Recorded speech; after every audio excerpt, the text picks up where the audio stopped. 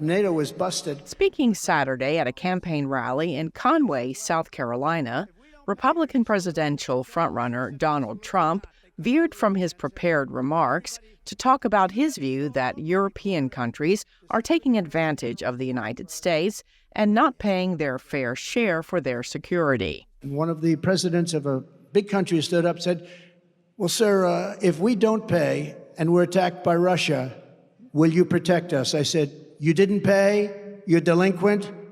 He said, yes, let's say that happened. No, I would not protect you. In fact, I would encourage them to do whatever the hell they want. You got to pay. You got to pay your bills.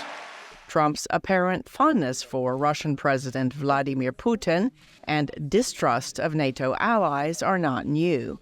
But this comment encouraging Moscow to attack a NATO ally triggered a more than normal slew of European reactions.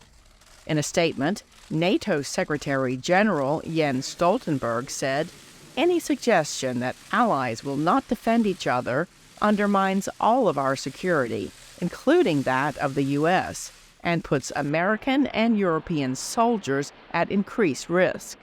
Let's be serious. NATO cannot be an alliance à la carte. It exists or it not exist. But I'm not going to spend my time comment any silly idea that comes during this territorial campaign in the U.S.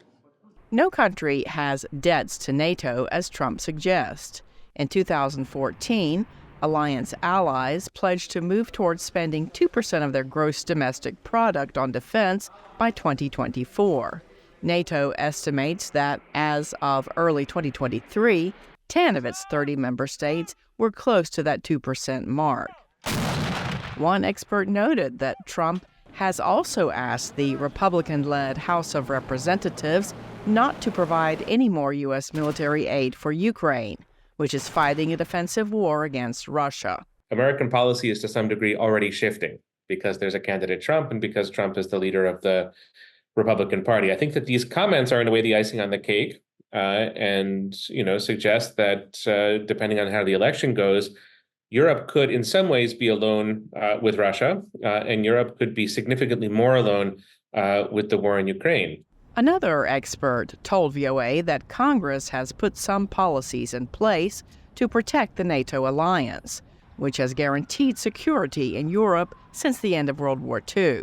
And in fact, in 2023, as part of the National Defense Authorization Act, Congress actually passed a requirement that any president, couldn't unilaterally withdraw from NATO without congressional approval. But other experts say a future president would have other ways of weakening NATO short of a formal withdrawal, including by pulling U.S. troops out of Germany or by casting doubts on America's treaty obligation to honor Article 5, NATO's Mutual Defense Clause. Under the clause, all NATO allies commit to help any member who comes under attack.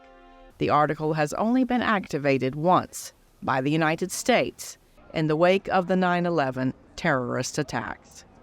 Cindy Sain, VOA News, the State Department.